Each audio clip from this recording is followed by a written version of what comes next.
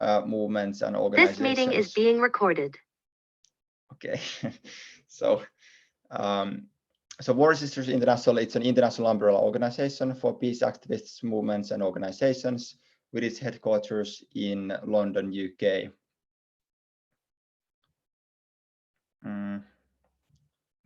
Is there a problem with the Russian translation? Okay. Let's see. I'll just go through the basic info and maybe we can check with that. I don't know what is wrong with the translation. Maybe I will repeat about how to access translation. Yes. If you need translation, please choose a button translation. But in Russian, Yuri, in Russian. One moment, in English, then in Russian, then in Ukrainian. Yeah. So if you need translation to English, check a button translation and choose English. Если вам нужен перевод на русский, нажмите кнопочку «Перевод». Это такой земной шар круглый с меридианами. И виберіть опцію «Русский». Це перевод на русський. Якщо ви хочете слухати цей вебінар українською мовою, оберіть, будь ласка, кнопочку «Переклад», «Перевод», виберіть переклад українською мовою. Воно відображається як український. І слухайте рідною мовою наш вебінар. Якщо є якісь проблеми, от я бачу в чаті пишуть «український чутно», і пишуть, що русского нет. I can see remarks that there is no Russian.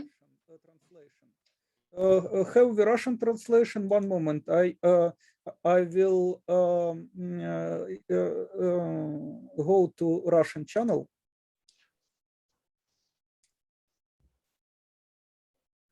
So is here on Russian channel any translation? Sorry, I don't know, but I've got some problems with my device. Oh, sorry.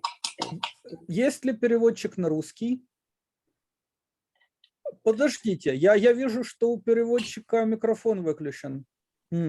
Перевод на русский канал, да, идет нормально. Перевод на русский идет, хорошо. Есть, на русском канале есть перевод, да. Окей, отлично. We have information that Russian channel. Таким образом, на русском канале сейчас доступен перевод, вы можете его слышать. That in Ukrainian translation is good.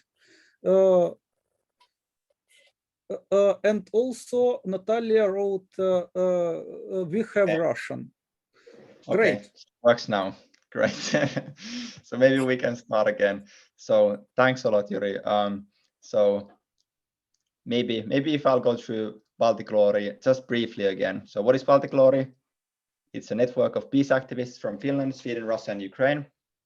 It organizes yearly peace exercises, and the first one was organized in 2018 in Loviisa, Finland.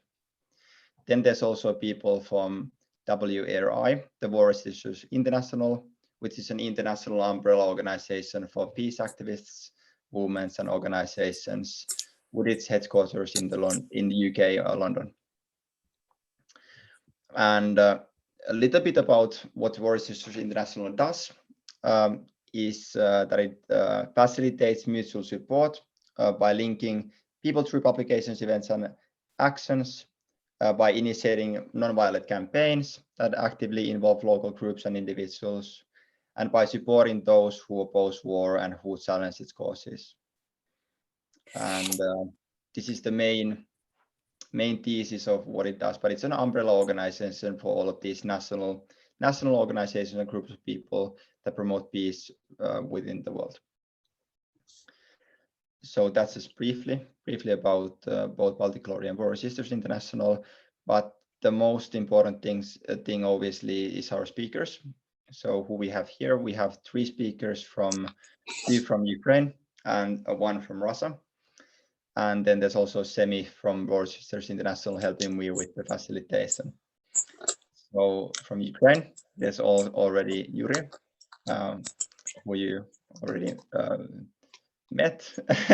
So an executive secretary of the Ukrainian Pacifist Movement, and also Ruslan Kotsaba, who's the president of the Ukrainian Pacifist Movement as well.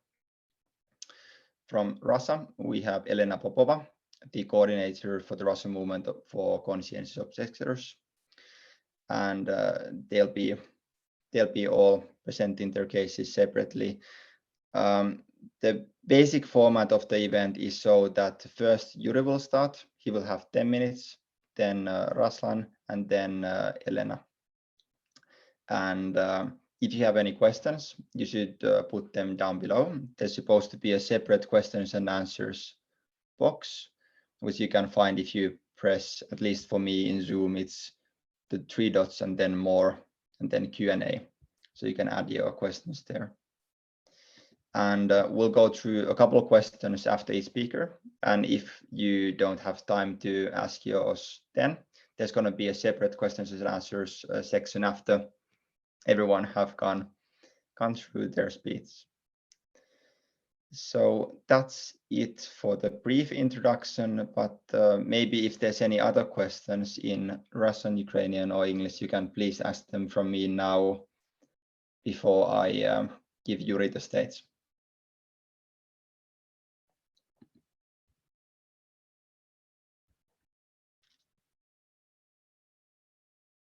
There doesn't seem to be any. No. Okay. Well, maybe without further ado, Yuri, do you have, let's see, allow me to make presentation screen. Okay, I will now open my slides. Yes, please.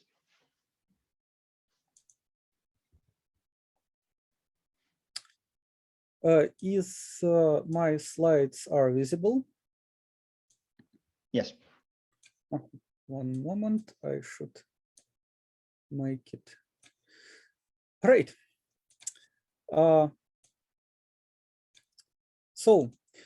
Greetings for all peace-loving people who joined us today. My name is Yuri Shilazhenko. I am Executive Secretary of Ukrainian Pacifist Movement, and today I will tell you how to stop war machine in Ukraine and Russia and around the world. First thing you should know about militarism in Ukraine is that it is everywhere.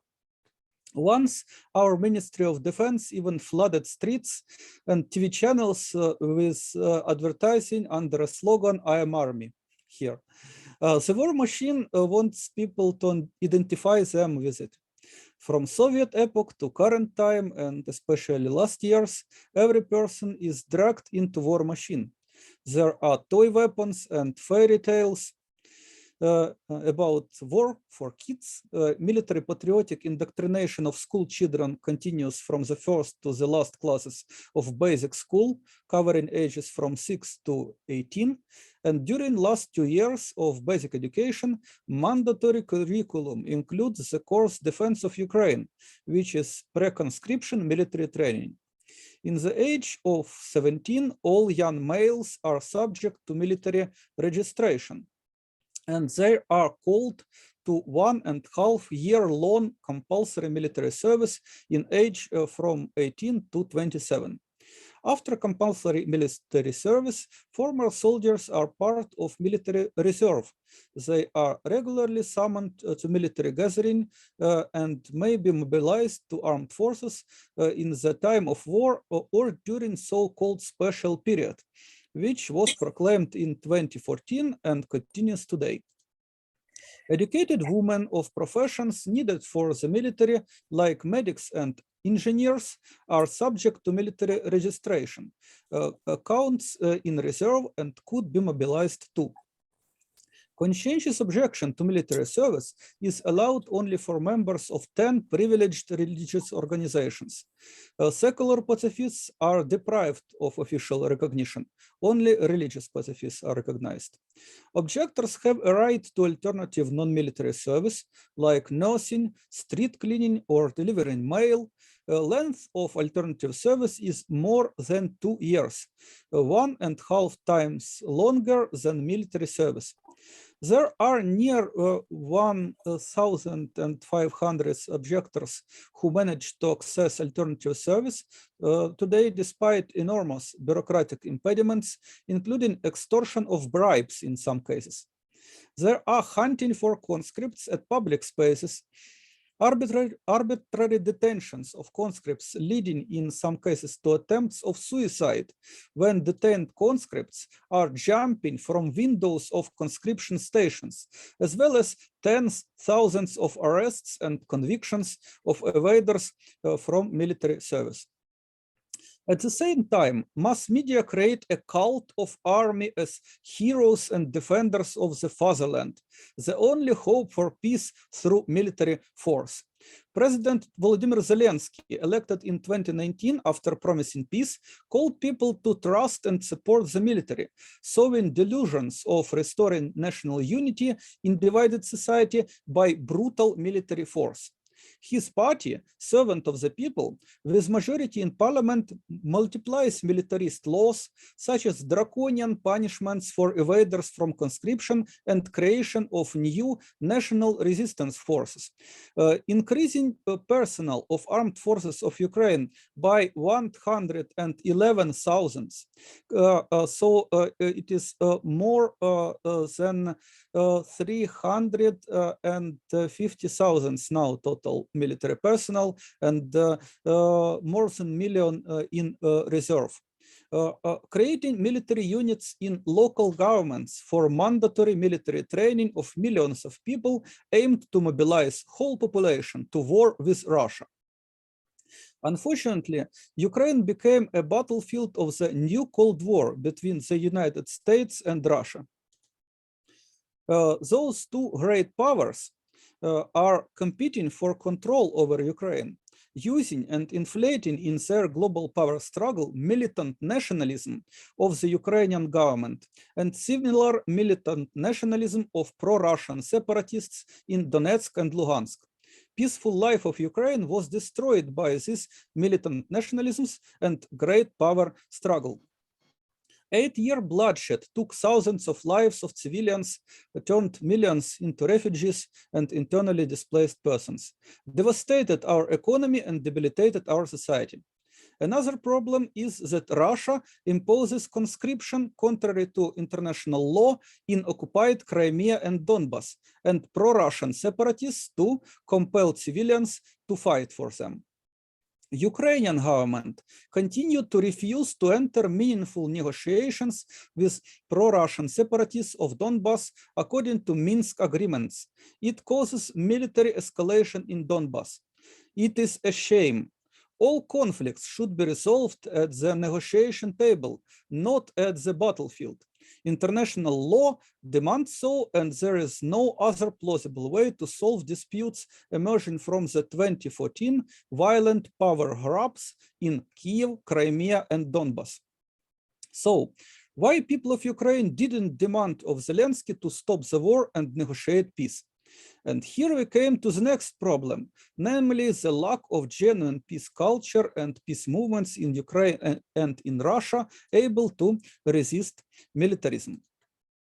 Wonderful word peace, mir, sounds similar in Ukrainian and in Russian language. It is mir, peace.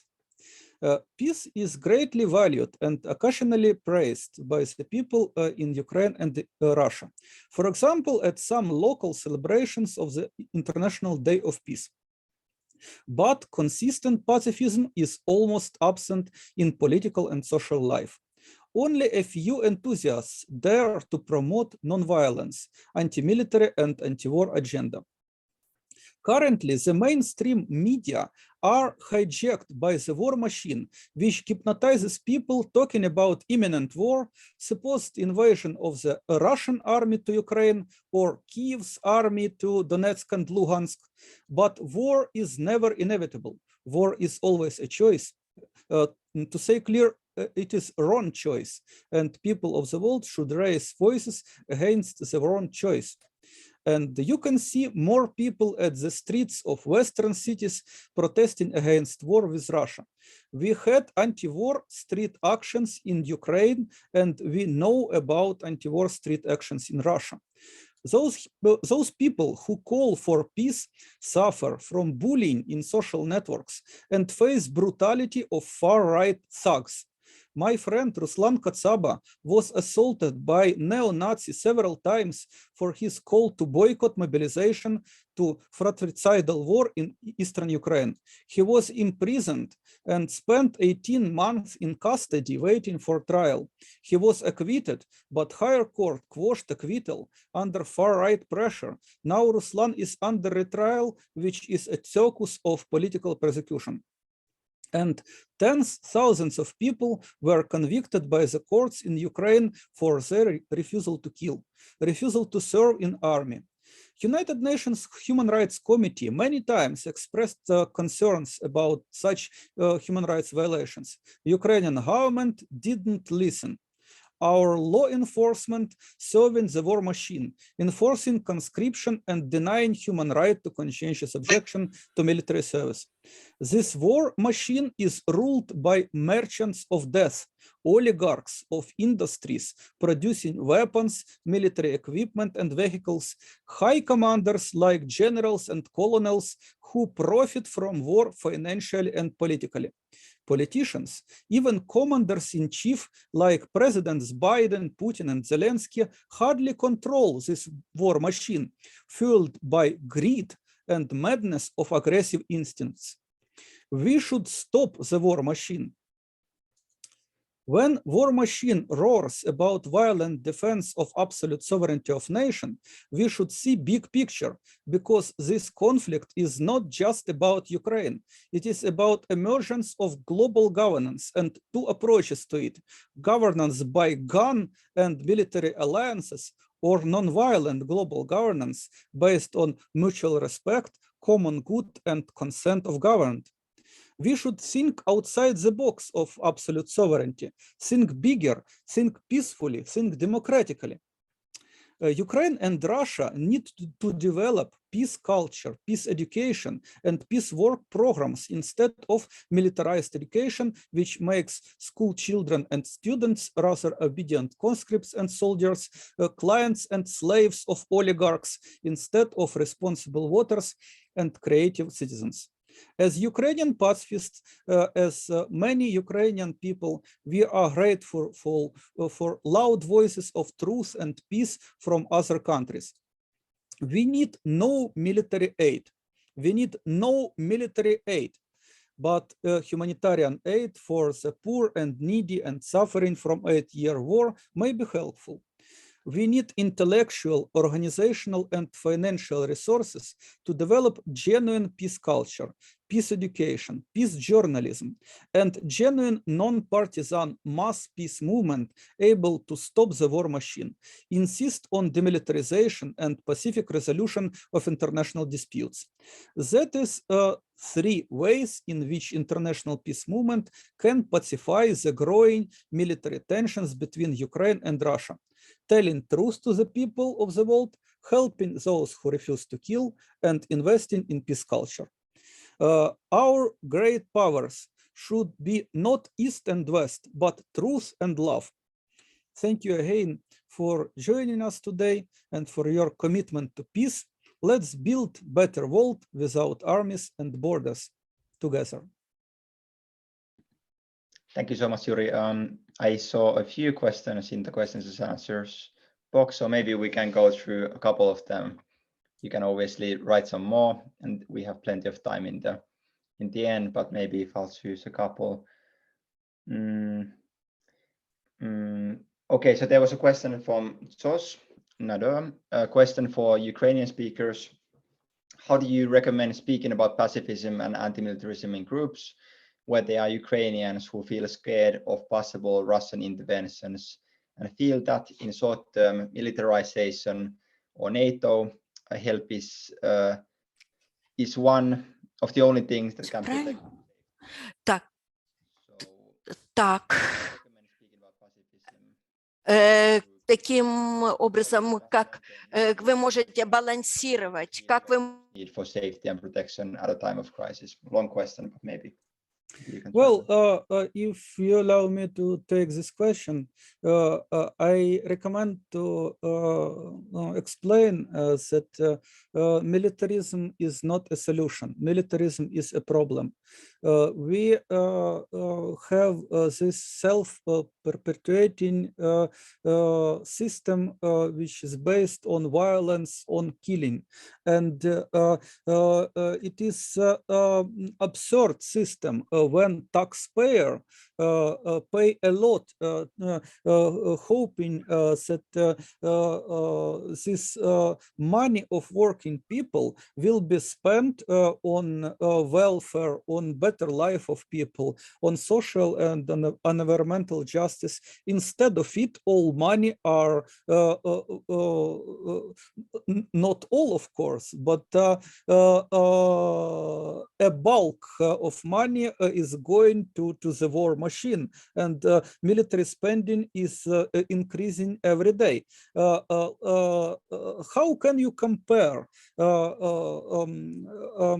what we are investing in peace and what we are investing in war? It is simple. For example, United States spends on armed forces, on Pentagon programs, on military contractors, on military production complex every year, $700 billion. And then you can see budget of diplomacy. And diplomacy, foreign aid, finances of United Nations system, and this is 10 times less than war machine. So we invest more on war than in peace, and this is problem not only in the United States. In Ukraine, budget of Ministry of Defense 24 times larger than budget of Ministry of Foreign Affairs. Talking about Russia, this disbalance is like 20 times. So instead of investing in war, in killing, we should invest more in international friendship, in social and environmental justice. And it is what we should tell people. Also, we should tell people that it is a myth, it is delusion, that responding to violence with violence will make us safer. No, any violence only create more suffering, and we should learn peace culture. We should have more peace educational program. We should understand that there are many non-violent ways to respond to aggression, to address aggression, and to stop the war. We can do it, we always can resist to injustice non-violently. And as Martin Luther King Jr. said once, we can achieve justice without violence. Thanks a lot. That's great. I just got a message. Maybe we are a little pushed on time, so maybe if we just continue with Ruslan, but thank you so much, Yuri, and we can continue in the final questions and answer section about more questions. There's plenty to go through, but maybe next Ruslan, if you please.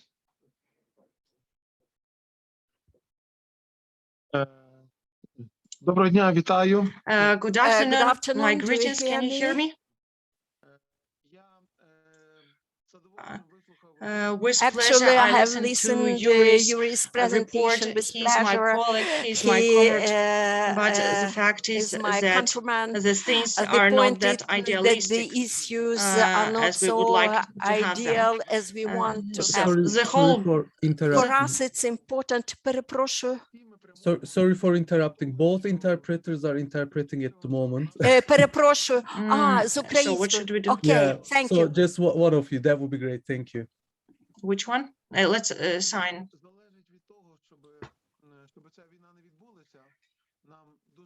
щоб ми активізувалися, бо тому що як переслідують, скажімо, пацифістів в Україні чи в Росії, де зрозуміло, ми є ворогами тих.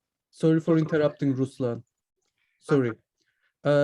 So no one is interpreting now. So maybe one of you can start. You see, we need then we need a joint chat to see we cannot hear each other when we interpret. Okay. Our So that's the room, problem. Either our you room- assign our room provides you say, for example, interpretation now from English English Ukrainian into interpreter Russian and Russian into says, English. Another room provides interpretation from Ukrainian to English and from English into Ukrainian. This is the point. Please, this is so Ruslan is waiting. So what should we do?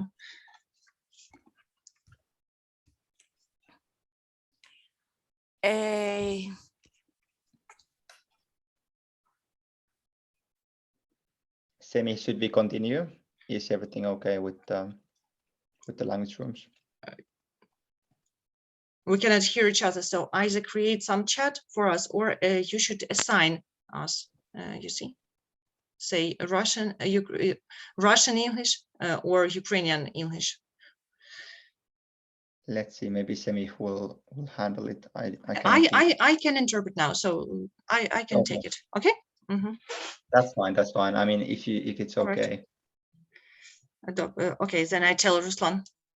Yes. Будь ласка. Отже, сумні наші перспективи. So our sad perspectives, not only of the Ukrainian pacifists, but also the Russian pacifists, which are being followed, and it will be the same in relatively peaceful, civilized countries like Finland, Sweden, which countries promote pacifism and non-interruption as the state policy. That's why the great problem now is that the pacifists should get together, and we could this way explain to people that the world is moving to the third world war. And Yuri really touched one very interesting number, which actually impressed me. I found out that Biden, the president of the US, submitted for Congress the enormous expenses for the military industry and for army. That's $733 billion. That's the biggest sum of expenses for this sphere over the history of the US.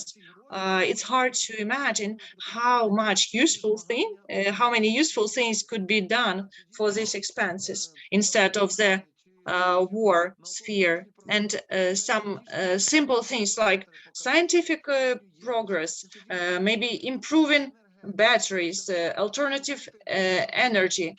We could use this money.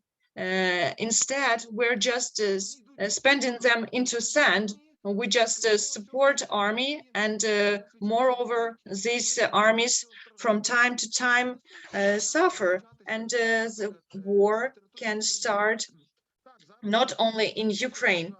Yes, now this is something that is embarrassing for us, and this is what is worrying for us. But war is not attached to some nationality now, to some country. Actually, this is ideological thing between the US, which are with the Great Britain now, and they try to drag France and Germany to them. And on the other hand, we see Russia and China, which also have their own satellites. And the most horrifying thing that this opposition between the East and West, we may say this, like the US and China and Russia. This is happening not only on the Ukrainian land, that can happen in Syria, that can happen at the border of Afghanistan and Tajikistan, where they also bring together some weapons, and they have this armed conflict between Talibs and Turkmenistan. We should explain to people what type of pain we have. On my own example, showed what it is like when the state machine works against you. They bring you to detention. They try to prove you that you were not right. They make you lie against yourself.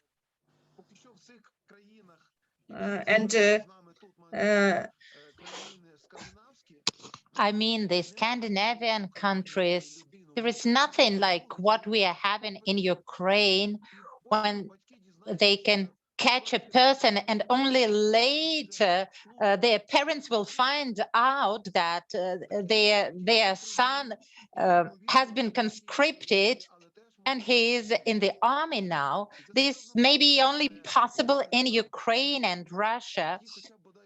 This is a challenge for us, for the pacifists, to support each other, at least with providing information and sharing information, that countries which declare a shift to the professional army, they actually continue this feudal, middle-aged issue of conscription.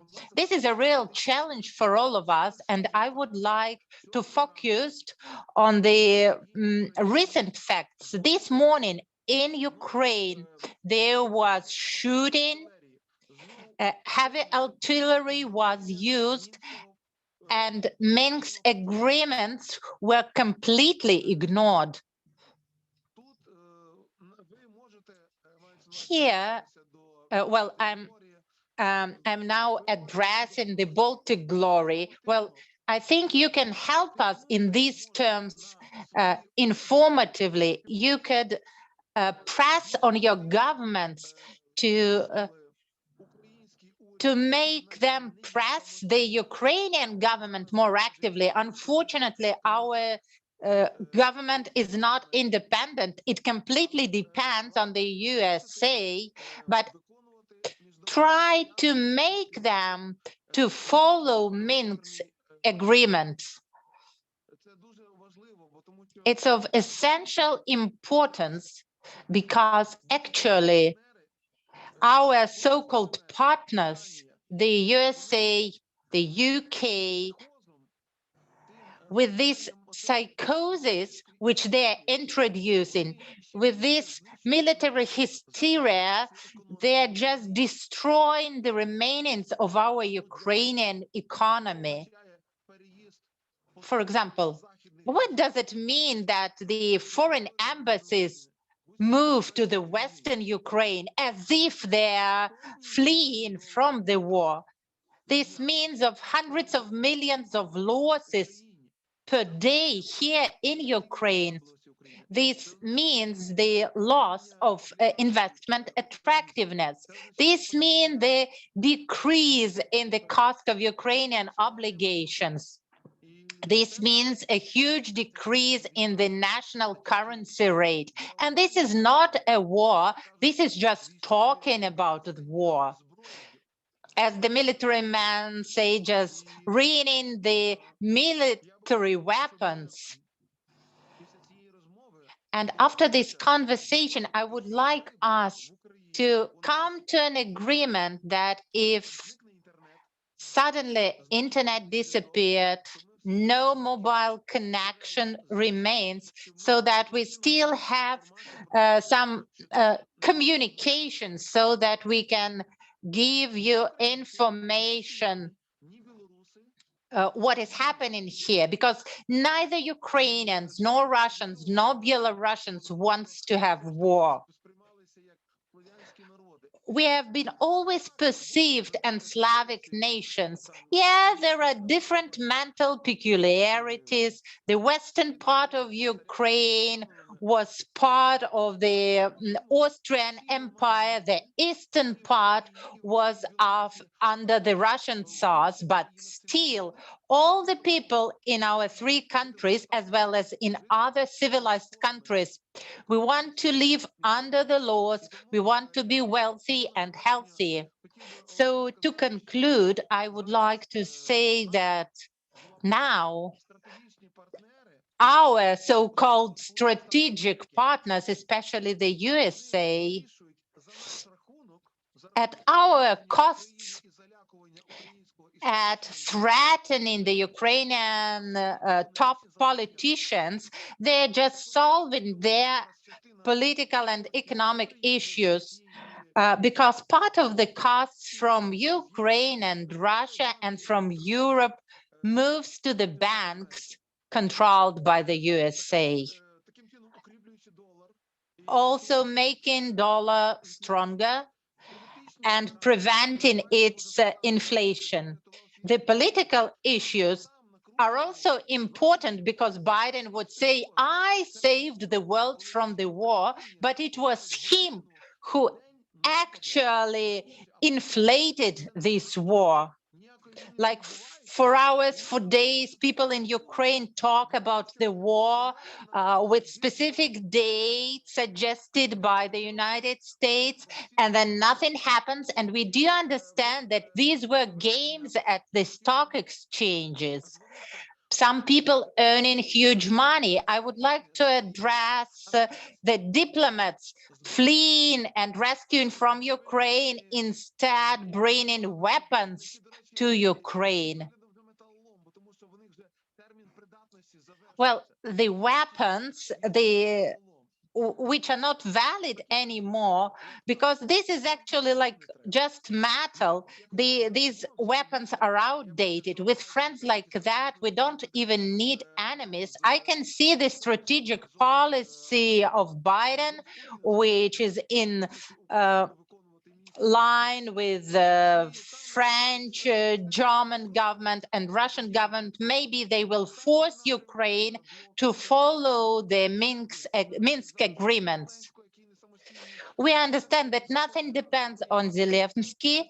Something really depends on the parliament, because we're a parliamentary republic and 90% of the political problems can be potentially solved by the parliament, our legislative body. What should we do? We just calmly upbring our children. We should calmly communicate with each other and remember that it is our reasonable and sensible activities which can help people understand that World War III is like the last war. This will be the end of civilization. So Zoom conferences like that would not be able to happen after that. I would like to, the strong political players like Russia, the USA, Germany, France, China, I want them not to use the war as a means of economic influence in their countries and between the countries. The war can't solve economic and political problems. It can only add to the problems. Thank you for your attention. Thank you, Ruslan. Thanks a lot. Now we have a few questions, maybe a couple. For some people, there were some comments about the translation. I hope that it worked well. I myself listened to the English one, so I really do hope that everything went okay. Maybe starting first with the question, there was a short question. How can we help you guys from other organizations or countries? So how can we help? How can we help with all of this that you are doing in Ukraine or maybe also in Russia? But now for Ukraine, how can we help with anything that you do? Перше, ви маєте можливість через своїх теж депутатів, through your members of parliament, through your governments who have embassies in Ukraine, you can get ready for the beginning, not of the Cold War between Ukraine and Russia, but when it becomes the hot war, it is essential for us to organize monitoring and peacekeeping missions. We saw the example of Kazakhstan when the society, especially the civil society, becomes helpless in terms of gadgets, when suddenly there is no mobile connection and there is no internet, they're just blind. And of course, you also have the possibility, as it was yesterday in Berlin, for example, when German peacemakers, pacifists, they created the chain of unity, so you can engage your citizens who are not really interested in the news. You must explain them that the war can outbreak in the very center of Europe, in Ukraine, and this will be bad for everyone. Do you remember the Chernobyl catastrophe? That was the peaceful atom. Now we have 15 atomic power stations, 15 nuclear power stations. Each station has the power of 200 Hiroshimas and Nagasaki's, the bombs which were thrown on these cities. Well, I'm not exaggerating. I'm telling you the real things. This is open information. You can check it. Thank you. Thanks a lot. So maybe, I mean, there's plenty of questions, but maybe if we go through, let's see. I mean, there's been questions about NATO.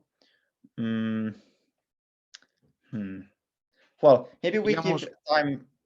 Maybe we give time for Elena now.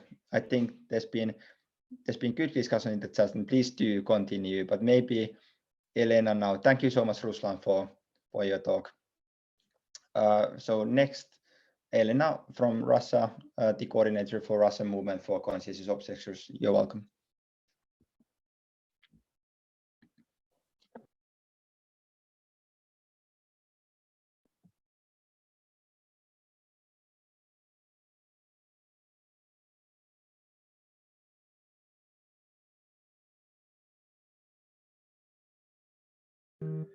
I think Elena dropped from the call. Probably connection issues. Maybe we can continue with another question with Ruslan.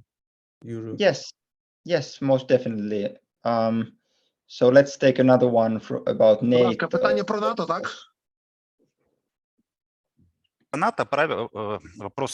There was a question about NATO. I'm prepared to answer that. Yes. So let's see. Here's one. Okay, so a long one. The UK government insists that NATO is a purely defensive organization and that it is defending Ukraine. In the Peace Pledge Union, we are campaigning to challenge this message in the UK.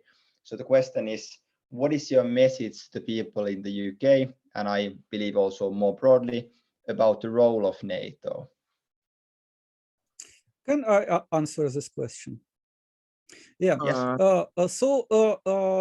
I remind you that when war resistors gathered in Belthoven in Netherlands 100 years ago in 1921, they adopted a declaration that war is a crime against humanity, and I am any war resistors. I am therefore commit to denounce any war and don't participate in any preparations for war, and I commit to thrive to abolish the war. I didn't quote it literally, but it is close to the text. So what is less known, it is that in 1925, some commentary to this declaration was adopted, and it is published in amazing book of Devi Prasad, War is a Crime Against Humanity, Story of War Resisters International. And one of important points here is when we're talking about denouncing all preparations for war, it includes all, of course, offensive war and defensive war too, because any war is alleged to be defensive. When some strategies of NATO claim that it is a defensive alliance, of course, it is easy to say, look what they are doing in Afghanistan, in Serbia, in Kosovo, and so on, in Libya. And deeper than that, what is basically NATO? After the Second World War, some sort of global government was attempted to be created, United Nations. See Constitution of United States. First sentence is, we the people of United States. Then look in United Nations Charter. The first sentence is, we the peoples of United Nations. It was indeed attempt to create world government. But some governments were not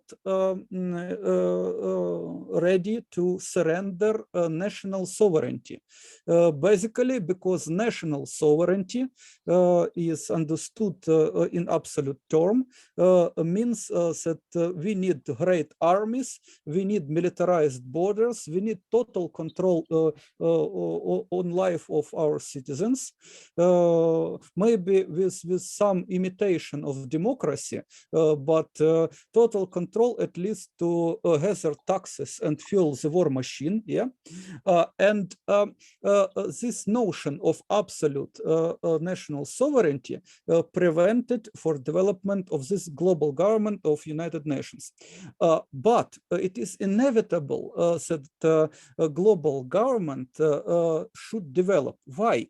Because global market is developing. And we have global market of goods, we have global market of finances, we have global market of ideas. When you look curriculum in the school in Ukraine, in Russia, in China, in the United States, you can see some philosophers well known, Confucius, Leo Tolstoy, Martin Luther King, and mathematics is common language of all people in the world. Music, almost in all countries, some classical music is well known, and so on and so on. So we have enormous universal values, universal culture of peace in this world. And this global market of ideas, global culture, global financial market, it inevitably lead to global governance. But there is a dilemma. How we can create it, by violence or by non-violence. Violence is the old way, the way based on sovereignty. And I love, then I hear from some current politicians, we should defend democratic value of sovereignty. Really? Democracy was developed when people are trying to get rid of sovereigns, and many countries got rid their sovereigns, these bloodthirsty tyrants, but they are not got rid of sovereignty, this war machine, which literally sucking blood of people. and NATO, as well as other military alliances, such as collective treaty organizations, collective security treaty organization of Russia, ADKB, yeah. This new alliance between Russia and China, based on common military cooperation. All military alliances are attempts to rule the world by force, by military force, and it is immoral.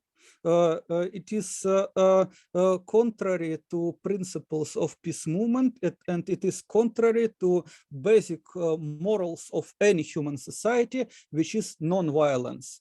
That's why we should denounce any military alliances.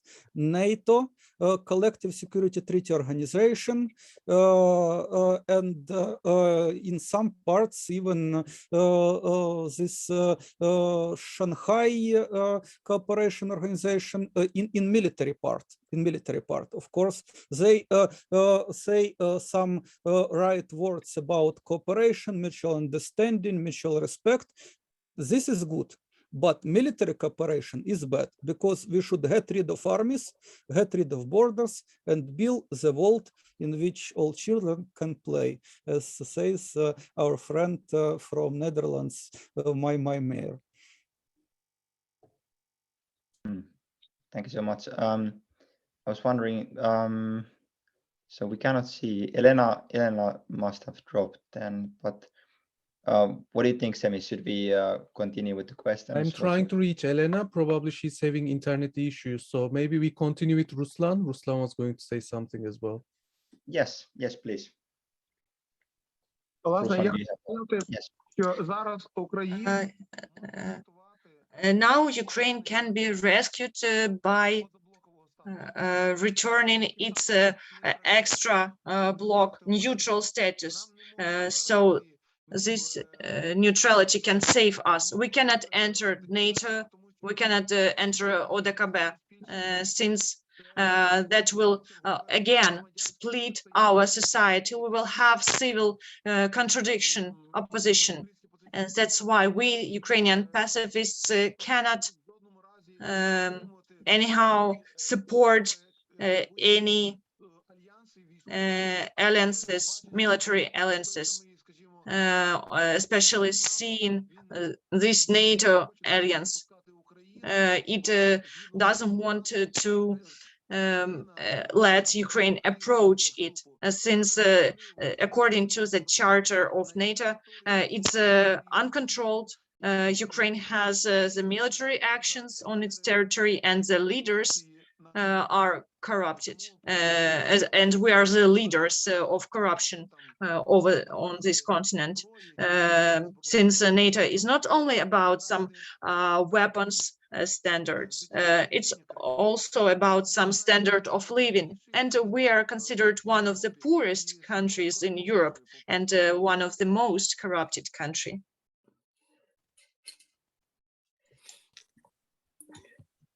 Thank you, Ruslan. I see Elena now. Yes, I hope I will be able to speak. I didn't hear the previous speakers. Sorry. Can I speak now? Yes, most certainly. We cannot see you. Maybe. Sure. Yes, of course. The charge. Yes. Should I speak? Can I speak Russian? As far as I understand, there will be translation. Yeah. Can I speak Russian? Yes. Translation, yeah. Значит, я координатор движения сознательных отказчиков. I am the coordinator of the Conscientious Objectors to Military Service, and we are engaged in support of those young people who are not willing to serve in the military service. Using the legislation and using the complex approach, developing our strategy, I would like to say how we can actually avoid the military service in some cases.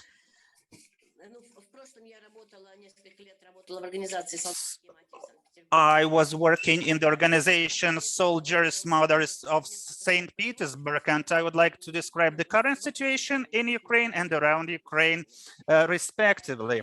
So I would like also to mention the militarism, its forms, and the conscription matters. Undoubtedly, the current situation is caused by the events of 2014, when the Russian Federation actually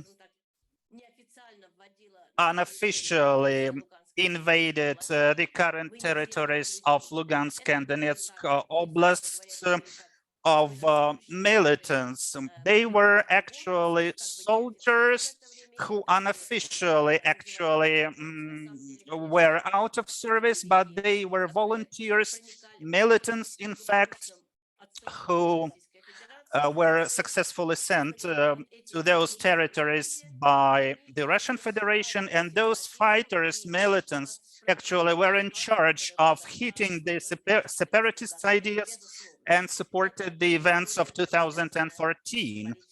So this is the story connected with the policy of Mr. Putin. Today,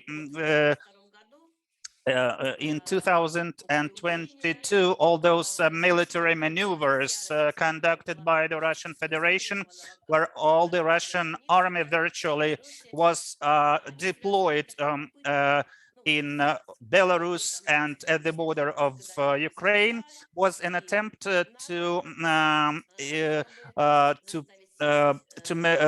conduct pressure on the United States and to establish this spheres of influence between those two superpowers, and to actually extend the territories up to the borders of the former Soviet Union. Probably you have heard that February 15, the deputies of State Duma of Russia actually made a proposal, so to say, a resolution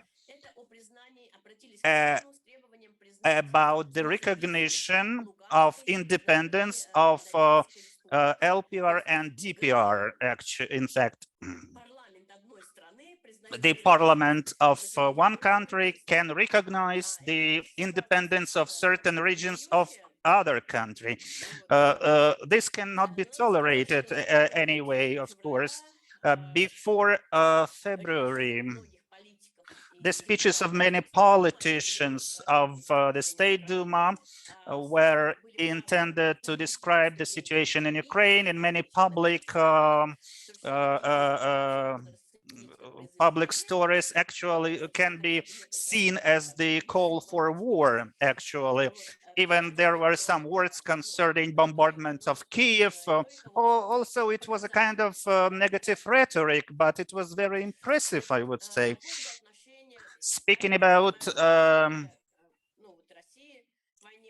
the Russian vision of the war, no one is eager to see that demonstration of force and power at the border as a real casus belli, as a real reason or cause for war.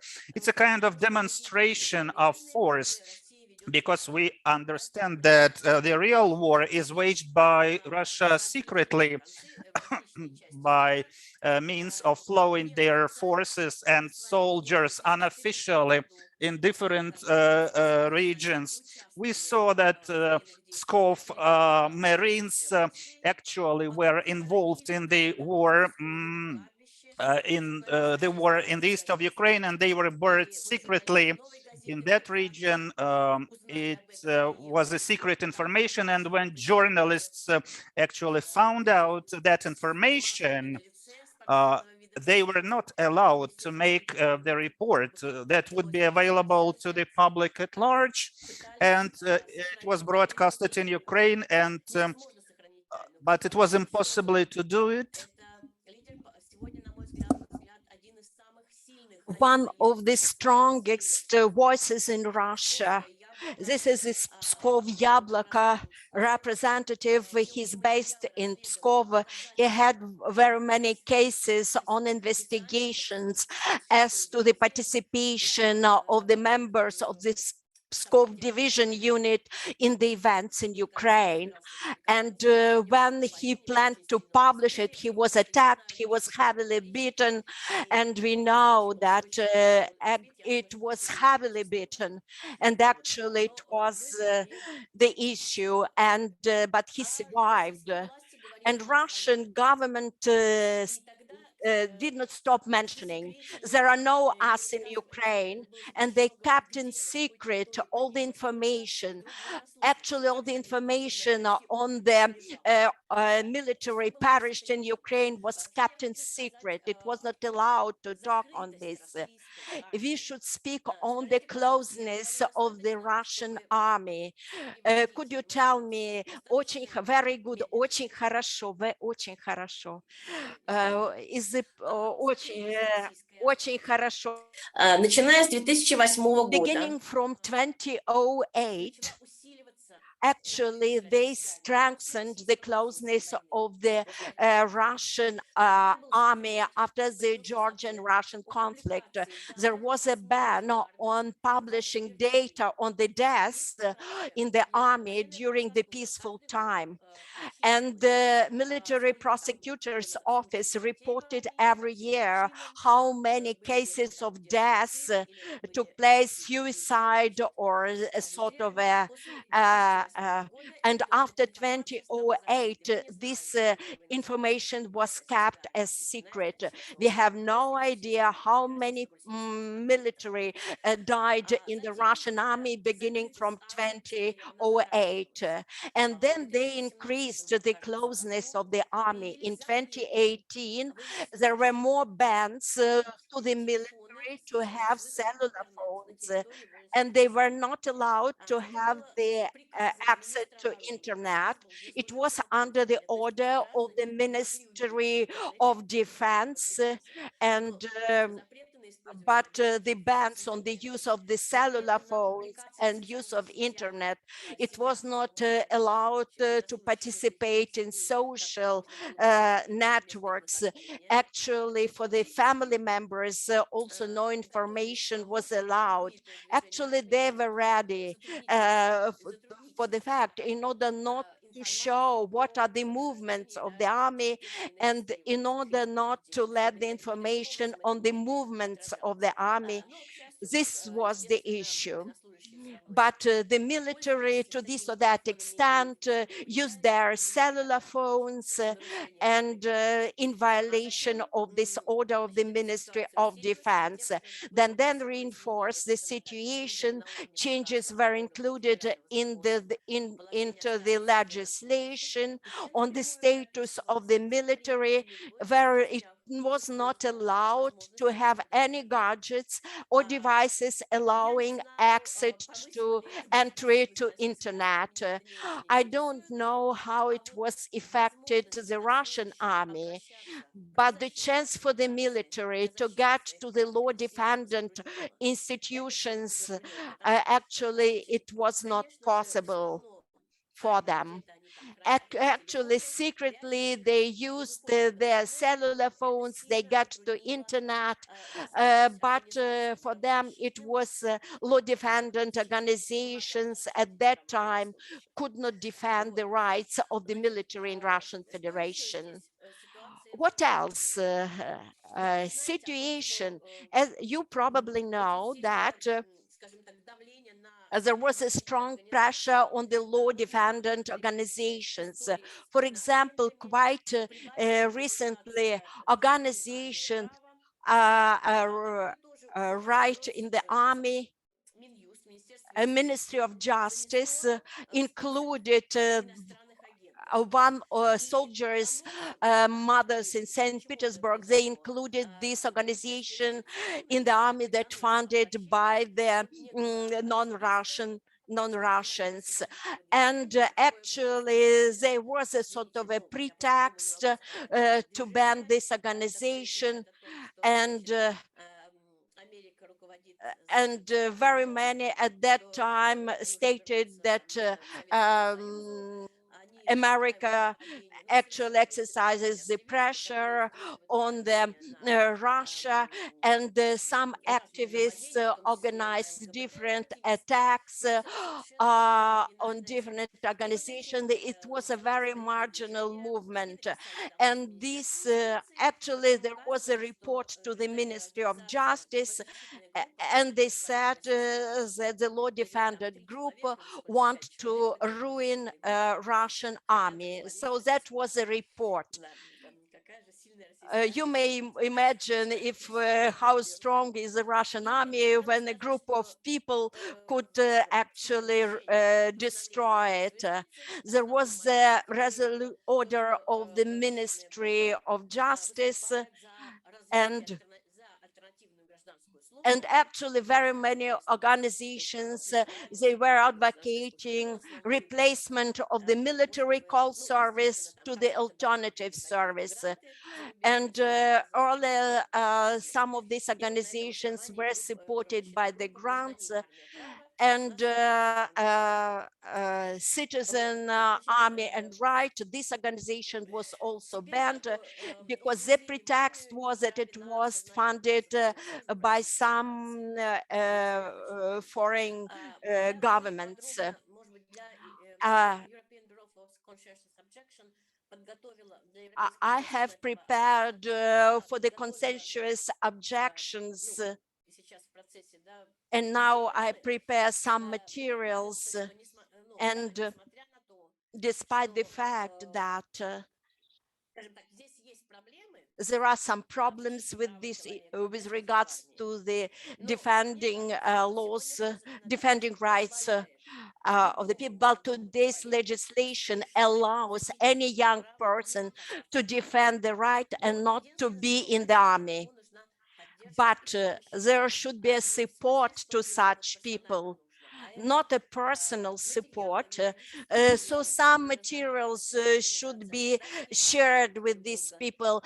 Soldiers, mothers in St. Petersburg actually was very active with this in disseminating these materials. They could provide them counseling, how to be in opposition, and they could help them to build up their plans step by step in order to defend their right not to be in the army. I worked 10 years in this sphere and I became an activist. And I understand when a young man doesn't want to go to the army, this person will never be in the army. And we are ready to provide counseling, telephone counseling, online counseling, and to assist these people. This pertains to the right when they allow not to serve after the status of war, because in the legislation we have one wording, but the corrupted scheme actually distorts all these articles of the law, and they are ready to take a control over these people, and these people cannot put claims. This is true, but it's not easy to put any claim, but we should do this. And we, soldiers, mothers in St. Petersburg, in Chelyabinsk also, we have a very good organization. Actually, we give knowledge to the people. We give knowledge. Yelena asks me, could we count official statistics? Is one side statistics, it pertains a very narrow sphere, how many claims were submitted, and it is not a full, but we understand not all the information goes to the high reporting offices, but accessibility to the methods to fight for the alternative service is good. awareness of young people how to replace military call to alternative service is now available. Conscientious objectors. In Russian legislation, we don't have such definition. So it's very long formulations and definitions. And for us, it's important to include in the Russian legislation and to operate with this definition.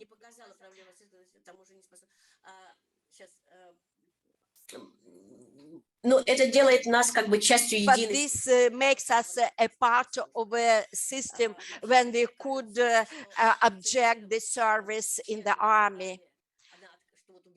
For us, it's important to understand when the person is consciously against the war. Sometimes we deal with a very young people, young men. They are more like children than the adults. And for me, for us as the law defenders, it's important to understand. It's true to tell. We should explain to them. My understanding is that it's also to understand why people want to go to the army. Those who go to the army, they should motivate their decision why they consented to go to the army.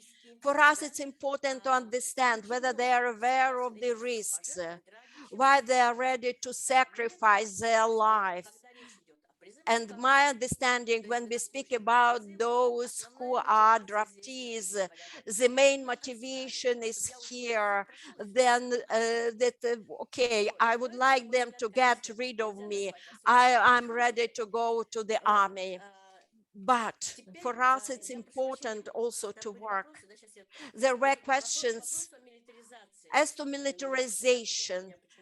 Unfortunately, something is wrong with my telephone.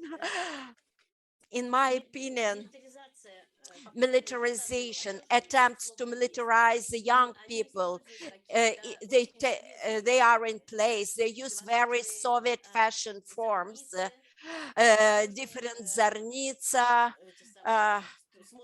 campaigns, and if today you open any site of any administration of a small municipal amalgamation, on the photos you will see young kids and teenagers in uniforms with the weapons made from wood, and they stand near the memorials to the Second World War. We should say that military patriotic upbringing, it's today officially it's recognized not by the government, but also by the Ministry of Education. The military patriotic upbringing is a part of the overall upbringing of young people. It's not good, it's bad, because it is yesterday of our history. It's the day before yesterday in our history.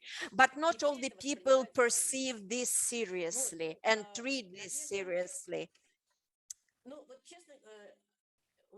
Frankly speaking, should I answer any question?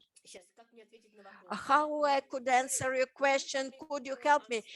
Yuri, Alena, could you tell us Diaghilev case? Could you give us more knowledge? This case actually, because international standards of the conscientious objection, I'm pretty well familiar on Diaghilev's case, and actually, yes, soldiers' mothers. It's a very good guy who studied at the philosophic department, and Actually, I live very close to the military call office in the European Court for the Human Rights. It was not his files were refused. And in my opinion, European Court on the Human Rights is a powerful machine, but it's not a God. It's not a Lord. I don't see in it a tragedy. This young man is not in the army. Once he was refused, then he again applied to the court.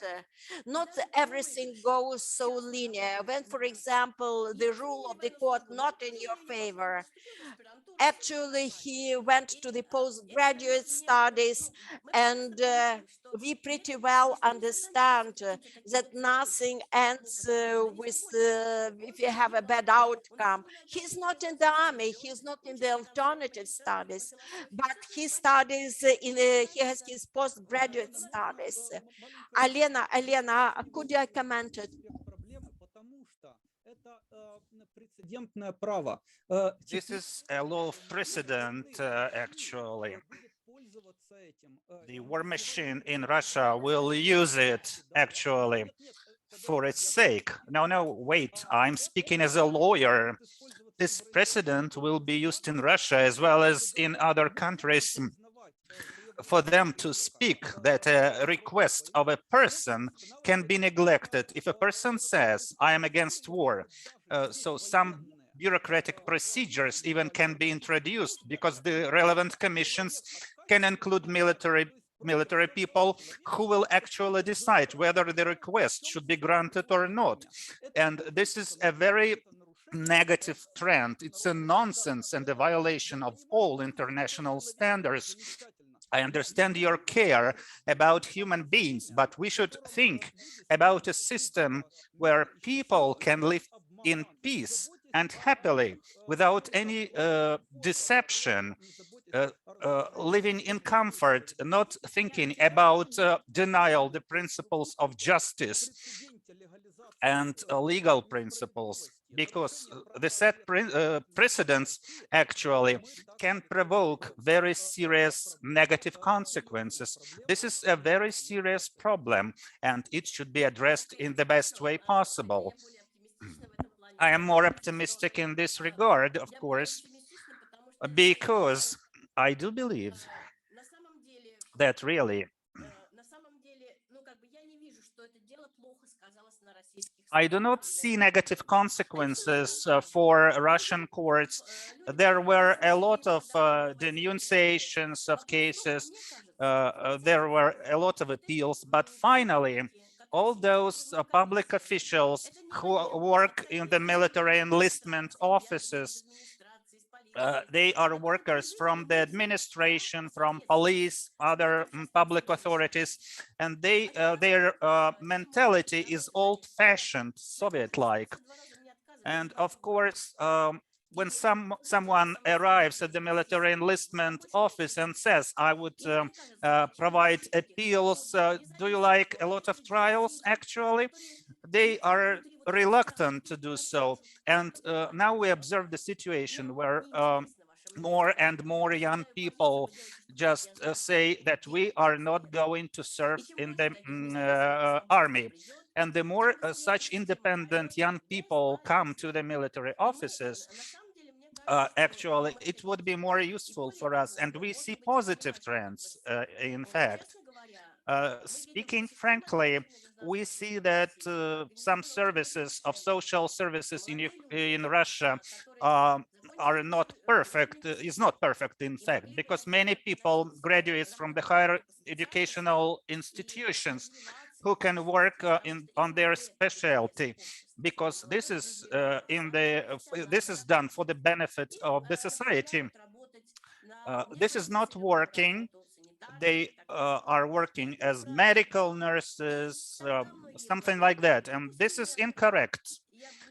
And such people say, well, let them reject my request. For a while, I will do what I like, in fact. And this is a kind of total objection, in fact. not only in the Russian variant, of course. We should not say that people are against the military service. In fact, they are not willing to take part in the military actions and to wage war. Of course, some civil systems actually make the military service more human-like, but this is the part of conscription, actually. So let it be. For instance, people can say you can choose other people for this purpose. So people should have a chance to choose the way of behavior they are ready for. They should address lawyers, members of civil society organizations, public activists, all those whom it may concern in order to protect their rights. I do not like a situation when many young people who talk a lot about anti-militarism say that they have no convictions, but they just try to avoid the service. I understand that at present, actually, as of today, we can speak about convictions, beliefs. Elena, I'm sorry to cut you, but I mean, I just got a message from let's see. Maybe we should continue with general questions. Maybe there's one. Yeah. But how can I see questions? Let me see. I don't know how. I can. You can see questions in chat. In chat. Yes, Ага. Так, сейчас. Рега. Так, секундочку. Так, I have found them recently, but can't find them again. And by the way, Derek Brett, well-known expert on human rights and conscientious objection, wrote in chat that Diaghilev case showed up weakness of European Court of Human Rights, and also I posted a statement. European Court judgment on Russian conscientious objector Diaghilev case disregards 53 years of international human rights standards. Yeah. Just. Yeah, dear Elena, if you click on the Q&A, you will see a number. Yeah, I found the questions. Simon, thank you. Where's the question about? Can we address the role of natural attack? I can't see all the questions. Maybe. Yeah, no, it's okay. Yuru will ask you some of the questions there. Don't worry. Sorry, we didn't mean to cut the presentation, but it's just we are being conscious of the time. That's why you know it's good to have the discussion as well. Address as many questions as possible. Yeah, Yuru, maybe you choose one of the questions, and then I'm leaving the floor to you. Great, thank you. No, but it was great discussion, but it's just to make sure that everyone has time to speak. So just a moment, let's see. Sorry, but I can't find questions that are to me. It's fine. Maybe one question that I can start with. I think that was a question from Simon. Simon is asking how. And I don't see his question. Simon question. Simon Hill. Thank you. Elena, what can peace activists in the United Kingdom do to support peace activists in Russia? Oh, it's actually, it's a good question, but I really don't know. I actually,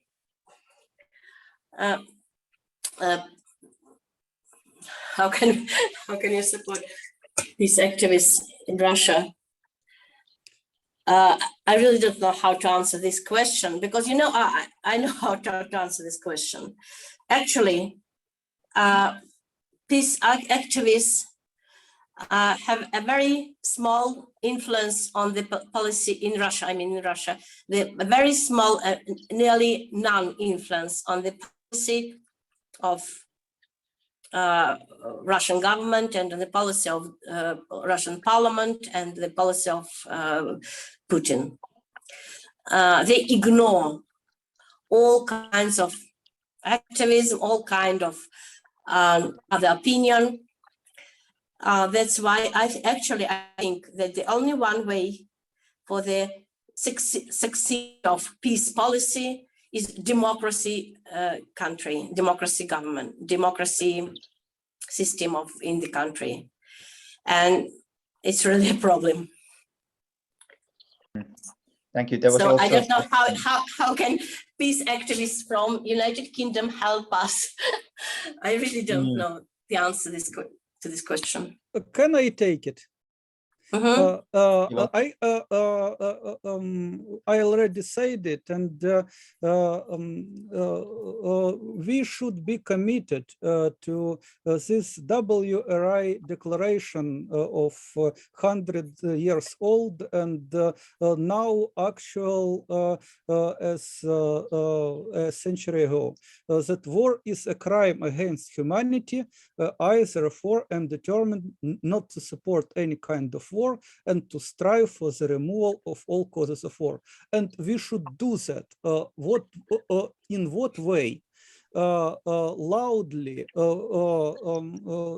denounce war between Ukraine and Russia, new Cold War between East and West, military alliances created in preparation for war. When any talks on mass media are raised about so-called imminent war, pacifists should explain people that war is not imminent and denounce any attempt to give military aid to Ukraine or to Russia, because we need no military aid. We may need, of course, humanitarian aid for poor and needy and suffering from 8-year war. And also, as I said, and someone in chat asked me to repeat it, and I will repeat it because it is important.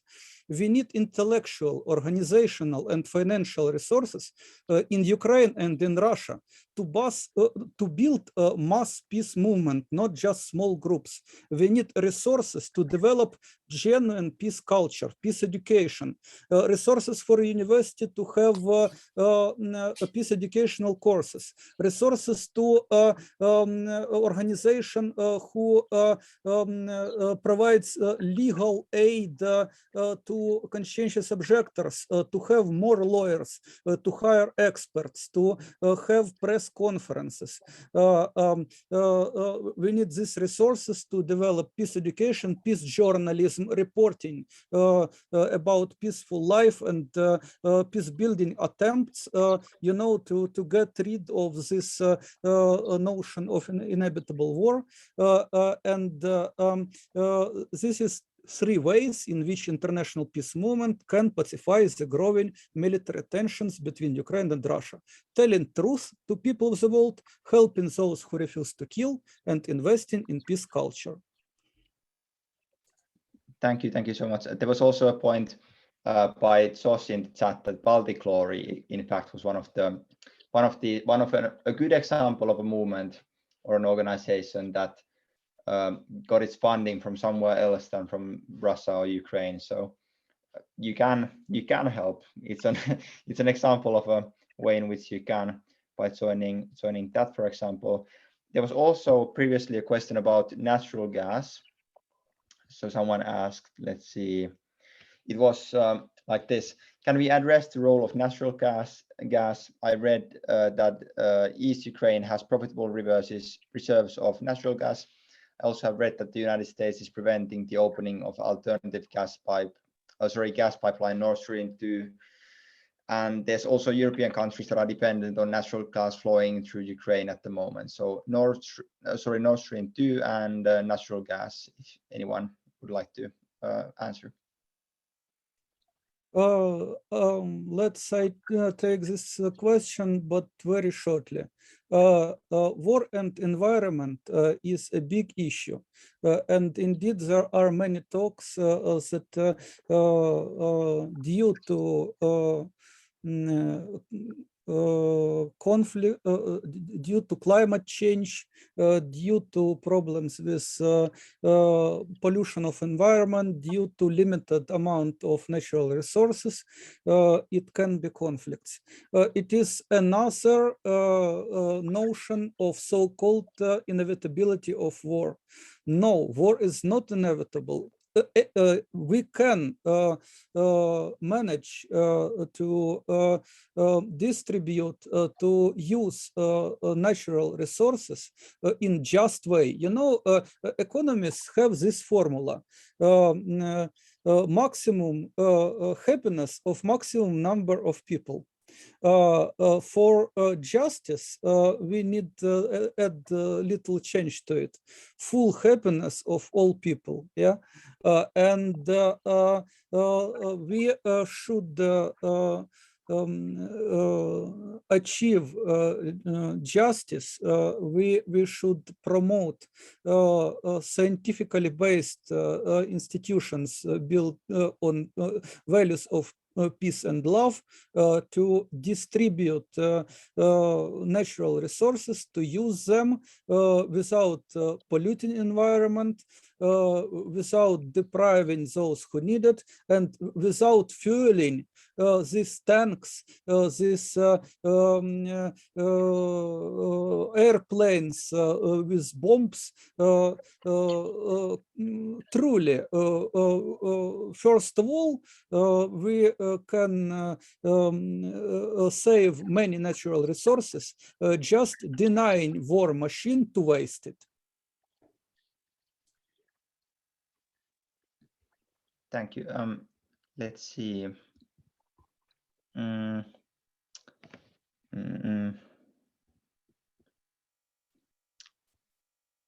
I believe maybe let's another one.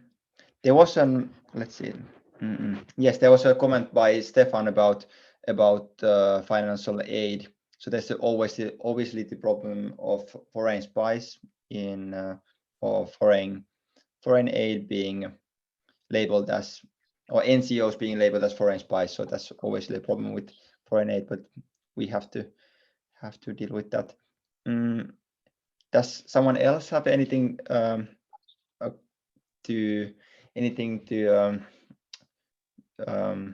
add to the gas problem, natural gas Nord Stream 2? I'll just see. Just a moment.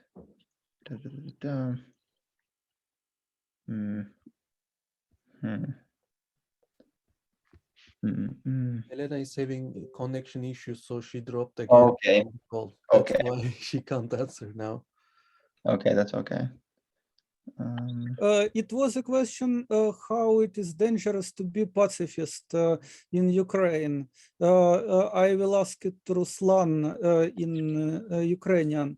Руслане, ти можеш нам розповісти, наскільки небезпечно бути? Tell us how it is dangerous to be pacifist in Ukraine, translating the why question we for still Ruslan. continue to be pacifist.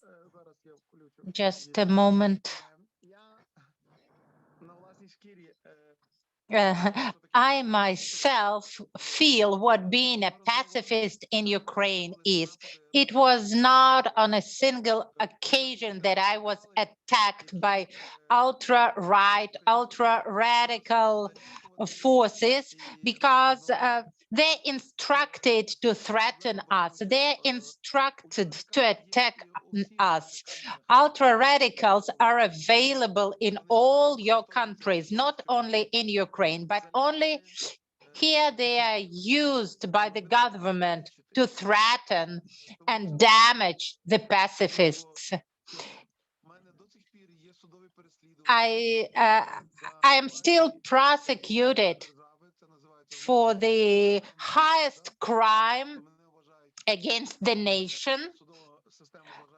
The court system considers me to be the enemy of the people just because I spoke against the war, and I called upon people to refuse and object to this forceful mobilization, conscription. when there was the hottest stage of the military actions, when hundreds of people were killed, most of them were civilians. So I would like to say that it's really uncomfortable, but anything which does not kill us makes us stronger. Neither threats nor the prison broke me down. They didn't achieve their purpose, and I believe that everything will be okay. I do trust in God, and the God helps me to survive in this complicated situation, where not only an individual person prosecutes you, but the whole state machine. There are also questions whether pacifists are considered to be non-patriots in Ukraine. Patriotism and conscientious objection to military service is a great issue, because in Ukraine, when during the last year of the Soviet Union, Ukrainian patriots refused to serve in the Soviet army. So the patriots objected to being conscripted, but under the current Ukrainian legislation, they would have been imprisoned for that, because Ukrainian legislation does not allow that. The reason of conscience is not a good reason to object against military service. So what's your opinion on that? Well, it depends on the patriotism. If we are talking about the camouflage patriotism, like for Ukraine, you should die, for Ukraine, you should kill someone, so let's find that enemy who we are going to kill. I'm not a patriot like that. I'm a patriot who says that for Ukraine, we need to live. For Ukraine, we need to give birth to children and improve our civilization in the name of Ukraine. Thank you. Patriotism, I believe, is a really important question. It's also something that personally I'm interested in the context of Finland. But there were a couple of other questions that I picked from the chat. So there was this one previously asked. I believe it's for all of you. So it was about connection. So how connected are different peace groups and individual groups across Ukraine, and also with the Russian peace colleagues? So how good is the connection between these different groups? And there's some context to the question. It was stated that the person asking this kept visiting. Do you want me to answer this question? I'm ready to take it. Yes, please. You can answer. So how connected are you?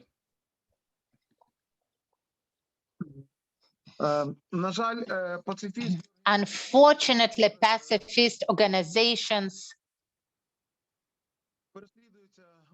are prosecuted by ultra-radicals, by neo-Nazist organizations.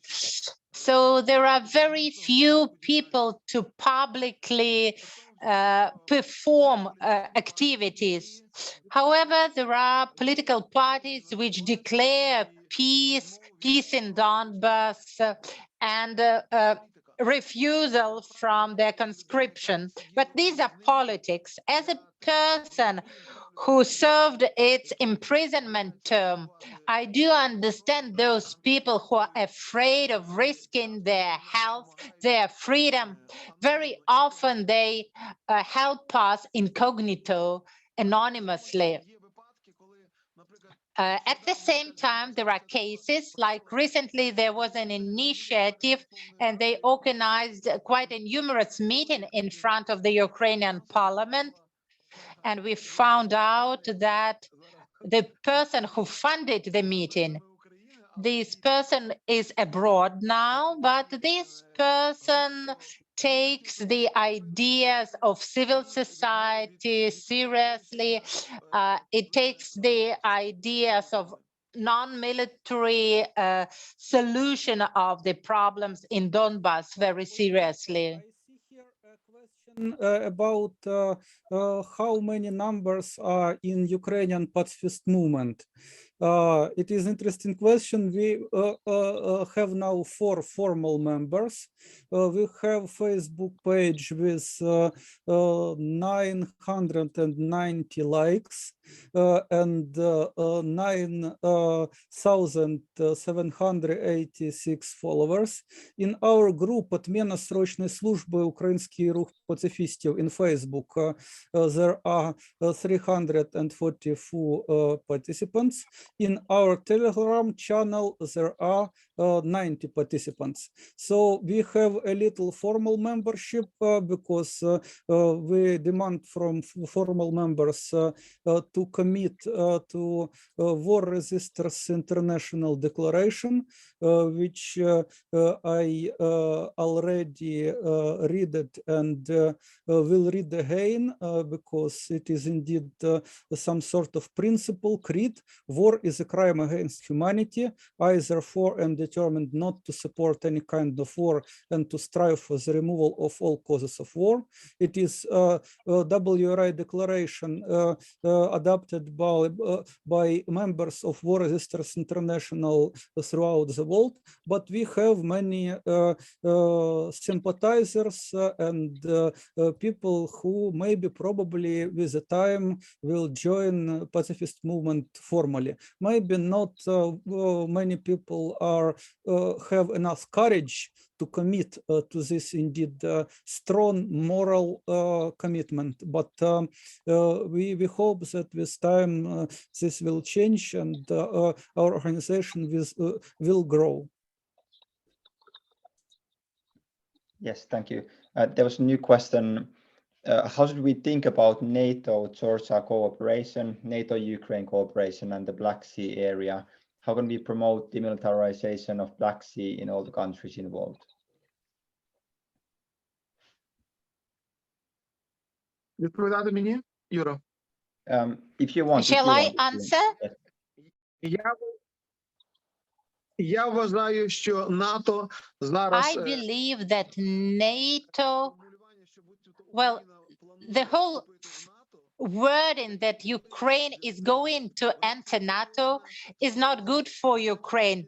We have a real threat of war with Russia. We have very serious controversies within our society, and I'm convinced that NATO will never accept us.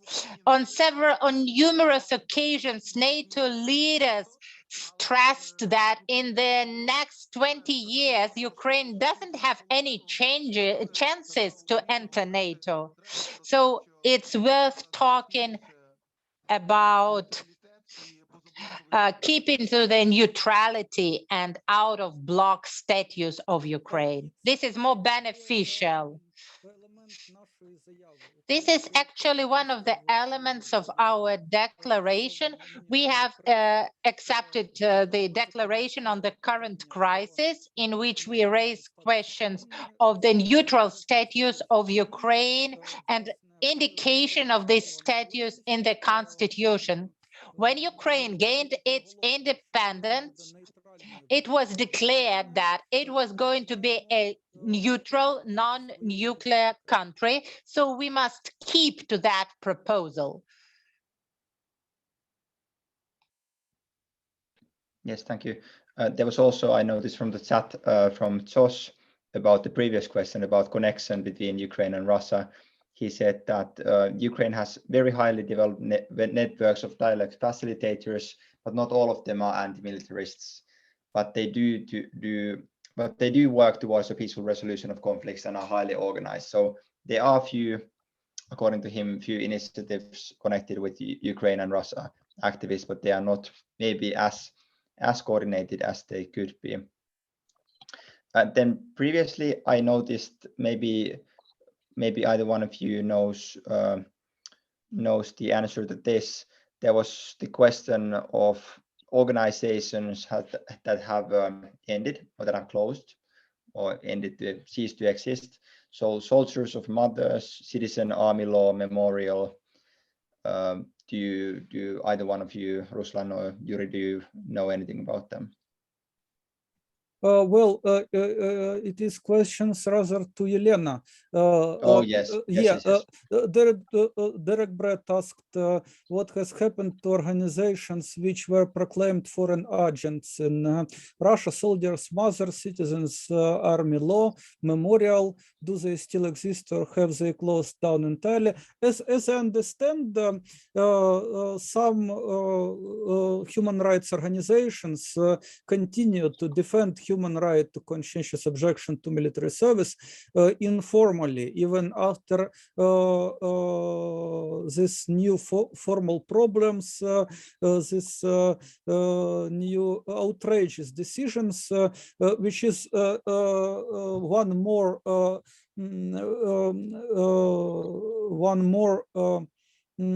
demonstration of what is problematic with notion of absolute sovereignty, because this notion of absolute sovereignty is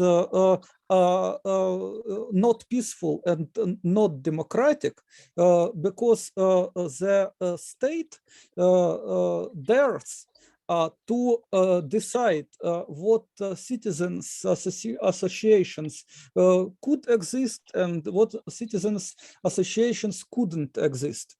And when people are resisting war machine, this system of absolute sovereignty just oppress people. It is a problem, and we have many technologies of nonviolent resistance to oppression, civil disobedience, and this reckless and arrogant sovereigns will see that people should stay on their moral principles, on their conscientious objection to military service. And also talking about this links between Ukraine, between Russia. You know, in Ukraine, any idea of peace now is denounced as so-called Russian propaganda, Russian peace. Usually with links to this Putin's words that we are one people. He wrote an article about it. It is house truth, because all people on earth is one people. It is indeed. Herbert Wells, in his outline of history, wrote that understanding of history as a common adventure of humankind helps to build peace within and between societies. And when someone claims that we are Ukrainian and Russians and Belarusians, Slavic people are one people, but there are enemy, this West, and we should fight against the West as always, as throughout the history, this notion is bad. Good notion that all people are one people, all people in the world, West and East, it is united global civil society. For example, in War Resisters International, we have many sympathizers of peace, and in other peace movements, many people around the world unite in this global civil society. When someone say you that your solidarity with others should lead to conflict, to fight, your reception of such notions should be critical. But when something says you that all people are one people because we should love other people and we should cooperate to build a better world without armies and borders, this notion is right notion. Thank you, Yuri. I just got a message saying that we are all, well, I mean, there's been good discussion, very good discussion, but I mean, we are already 2 hours into the discussion, so maybe we should start to wrap it up. But for my part, I want to thank you. Thank you all. Elena is not here anymore, but thank you to her as well. And then maybe if we have final words from both of you, maybe if Ruslan wants to start.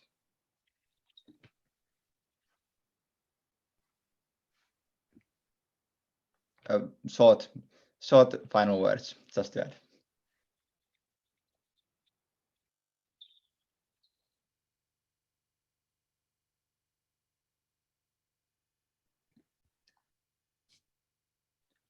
Ruslan, do you have final words to share with us? Comments?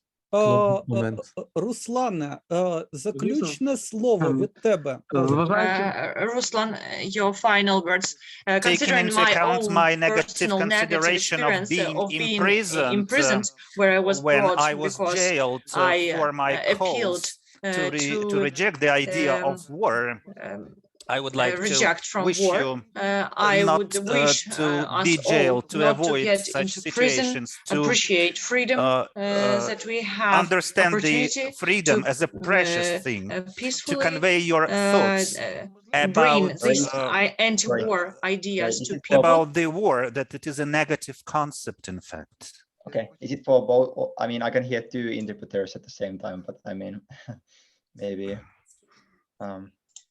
Actually, now it's our time because we interpret from Ukrainian. So, as the Russian interpreters, Russian English interpreters should be silent now. Okay. But now, please continue, Ruslan. Sorry.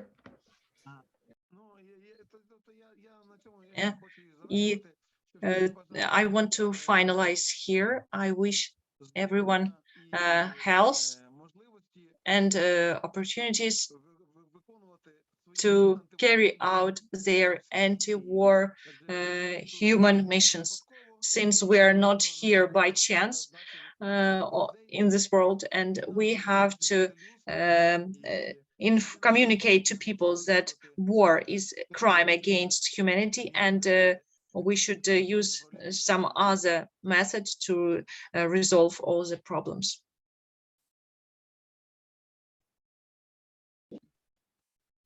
Thank you, Ruslan. And Yuri.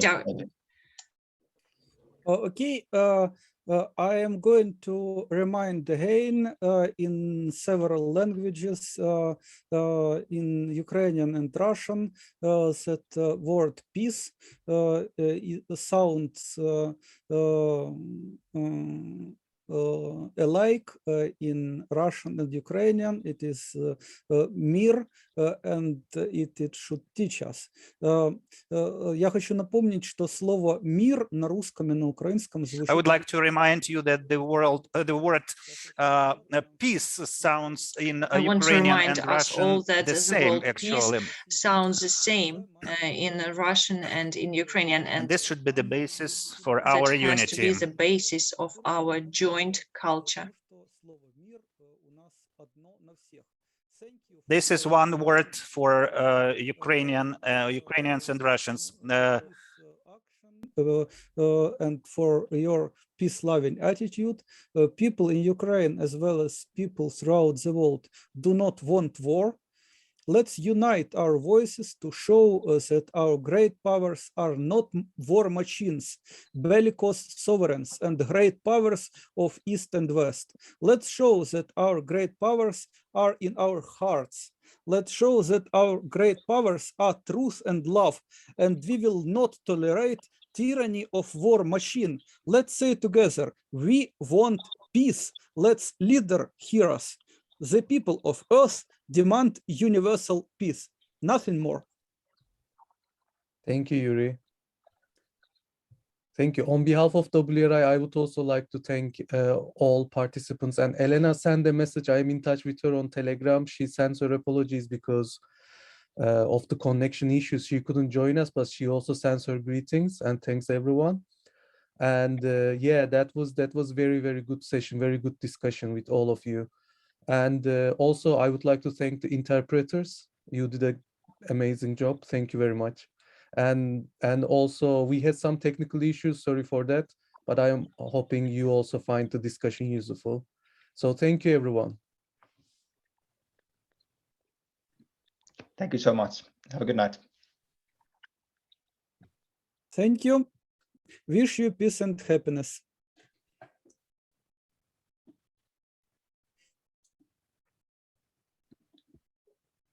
Universal peace, nothing less. Semi, do we stay here like until the end? Let's close and okay, just a second. Okay, so maybe see you next time. Yes, thank you very much. Thank you. You did a great job. Thank you very much. That was very helpful. I'm happy that we finally sorted this out. Yeah. Thank you very much. Okay. That was very helpful. Yeah, good luck. And thank you for this topic. You know, I never saw this from this perspective. Now I will think about this. I have a son and really it's important. Yes, what you're doing. Thank you very much. That's really great. Thank you. Yeah. Bye-bye. Yeah.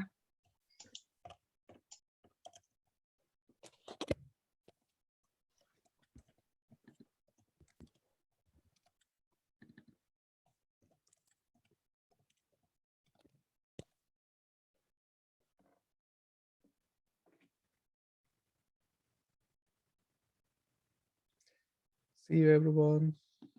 And by the way, indeed, many thanks to our dedicated translators. Yeah.